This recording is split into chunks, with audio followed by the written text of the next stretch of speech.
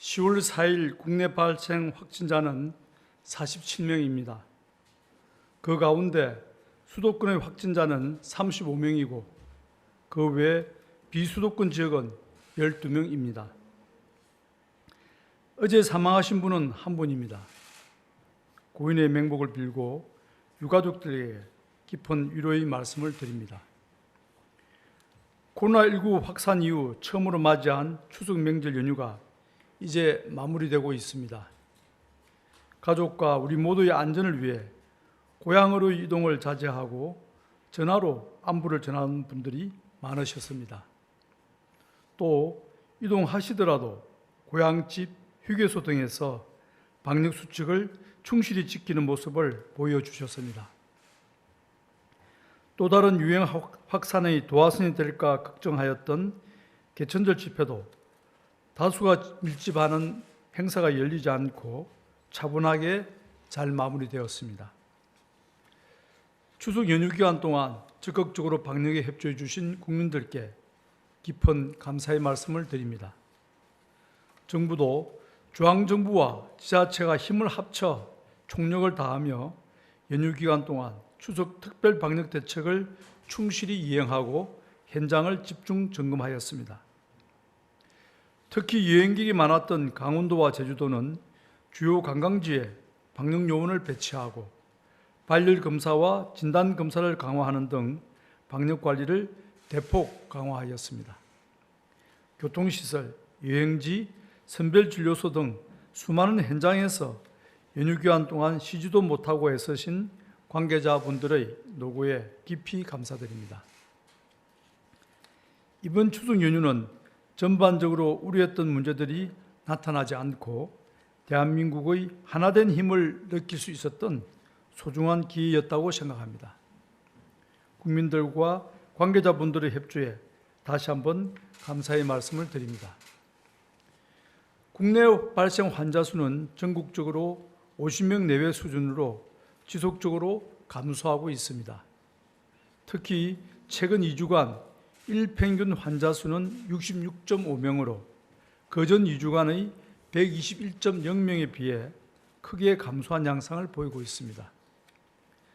추석 연휴가 낀 지난 한 주는 일평균 57.4명으로 감소 추세가 이어지고 있습니다. 다만 연휴 기간의 검사량 감소 영향과 연휴 이동량 증가에 따른 감염 확산 시기 등을 고려한다면 이번 주 중반은 되어야 현 상황에 대한 정확한 평가가 가능할 것입니다. 감염 경로를 조사 중인 사례의 비율이 19% 내외인 점이나 병원과 학교 등에서 집단 감염이 이어지고 있다는 점도 우려할 만한 요인입니다. 이런 점들을 고려할 때 아직은 코로나19의 확산이 완전히 진정세로 돌아섰다고 판단하기에는 이런 상황이며 긴장을 늦출 수는 없습니다. 추석 특별 방역 기간은 연휴가 마무리된 이후에도 10월 9일 한글날을 포함하여 10월 11일까지 계속됩니다. 거리두기 조치가 길어짐에 따라 많은 분들이 지치거나 불편을 겪고 있고 생업에 피해를 겪고 계시는 분들도 많을 것입니다. 그러나 이번 특별 방역 기간을 어떻게 보내느냐가 하반기 코로나19의 유행 양상을 결정지을 것이기에 조금만 더 함께 노력해 주실 것을 부탁드립니다. 특별 방역 기간이 종료된 이후의 거리두기 단계를 어떻게 조정할지는 이번 주까지의 유행 양상과 위험도 등을 종합적으로 평가하여 금주 내에 결정할 예정입니다. 마스크 착용 의무화에 따른 과태료 부과 방안에 대해 말씀드리겠습니다. 감염병 예방법 개정을 통해 마스크 착용을 의무화하는 행정명령과 미착용 시의 과태료 부과 규정이 신설되어 오는 10월 13일부터 시행될 예정입니다. 이에 따라 구체적인 과태료 부과 방안을 마련하였습니다. 마스크 착용을 의무화하는 행정명령은 거리두기의 단계와 시설의 위험도 등에 따라 다르게 적용됩니다. 먼저 다중이용시설은 거리두기 단계별로 집합이 제한되는 시설의 사업주와 종사자, 이용자 등을 대상으로 단계적으로 적용됩니다. 불특정 다수가 이용하여 감염 확산의 우려가 많은 대중교통, 집회 시위장이나 감염 취약계층이 많은 의료기관, 요양시설, 주야간 보호시설은 거리두기와 무관하게 항상 시행될 것입니다. 착용 시 인정되는 마스크의 종류는 KF94, KF80, 비말 차단 마스크 등과 수술용 마스크, 천 마스크, 일회용 마스크가 모두 가능합니다. 다만 망사형이나 밸브형 마스크 또는 스카프 등의 옷가지로 얼굴을 가리는 것은 마스크 착용으로 인정하지 않습니다. 음식 섭취나 운동 경기, 공연을 할 때 등 과태료가 부과되지 않는 예외 상황도 상세하게 규정하고 안내를 강화할 것입니다.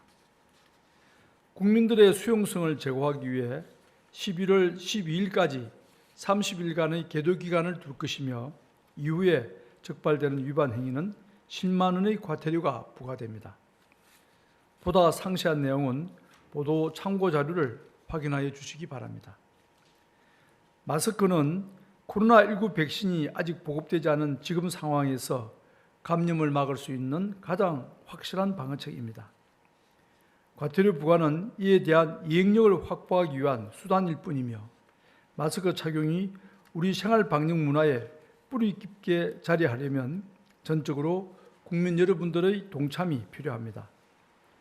마스크 착용은 자신뿐만 아니라 가족과 이웃의 안전을 지키는 배려라는 점을 잊지 마시기 바랍니다.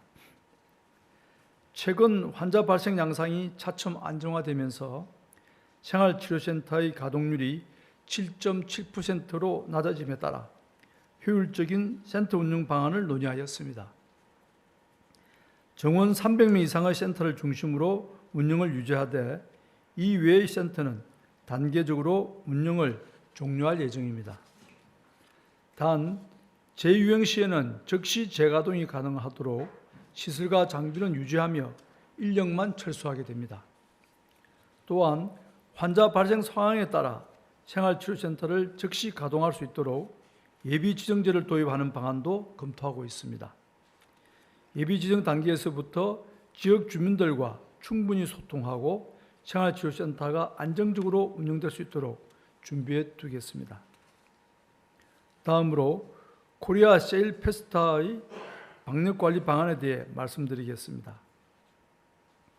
코리아 세일 페스타는 코로나19로 어려운 경제 여건 속에서 내수 진작과 경기 반등을 위해 올 11월 1일부터 15일까지 보름간 개최될 예정입니다.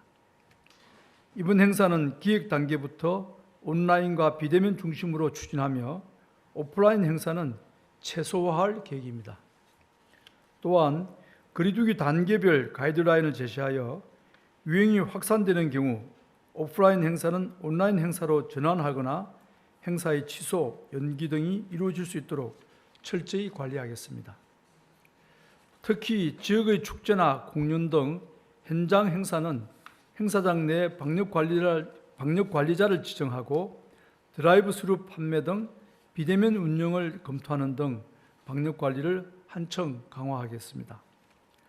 방역적으로 안전하면서도 서민층의 어려움을 조금이나마 덜어드릴 수 있도록 최선의 노력을 기울여 준비하겠습니다. 코로나19는 이번 명절의 풍속도도 바꾸어 놓았습니다. 자식들 걱정에 이번에는 고향에 안 와도 된다는 말을 먼저 꺼내신 부모님들과 찾아가고 싶지만 걱정되는 마음에 전화로나마 안부를 전하는 자제분들의 이야기를 들으며 방역당국자로서 죄송스러우면서도 무척 감사한 마음이 들 따름입니다. 하지만 아직 추석 특별 방역기간은 끝나지 않았습니다. 이제 이번 연휴 기간의 여파가 어느 정도일지 조금 더 지켜보아야 하는 상황입니다. 또 공휴일인 한글날이 낀 이번 주말의 연휴도 남아 있습니다. 지금의 노력에 따라 확실한 진정세로 분위기를 전환하고 이를 이어나갈 수 있을지가 결정됩니다. 다음 주말까지 조금만 더 긴장하고 지금의 자세를 유지하여 주시기 바랍니다. 밀폐된 다중이용시설의 이용을 최대한 자제하고 항상 방역수칙을 철저히 지켜주십시오. 국민들 개개인이 생활 속에서 내가 최종적인 방역 책임자라는 태도를 보여주신다면 코로나19는 우리를 위협하지 못할 것입니다. 정부도 최선의 노력을 다하여 국민들께서 일상생활을 찾을 수 있도록 방역관리에 만전을 다하겠습니다. 감사합니다.